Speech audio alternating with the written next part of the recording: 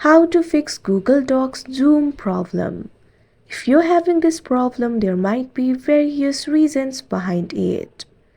At first, what you have to do is check if Zoom is enabled in the browser that you're using.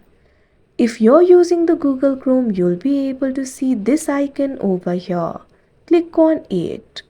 Click on the option Reset in order to reset the Zoom settings. Once you do that, your problem should be fixed. At top of the Google Docs, you'll be able to find various options. Click on this icon. Once you do that, you'll be able to find various options over here. If the options for fit or 100% is not selected, your document might be zoomed in or zoomed out. So make sure to select the option for 100%. Or you can also select the option for fit. Once you do that, your problem will be fixed.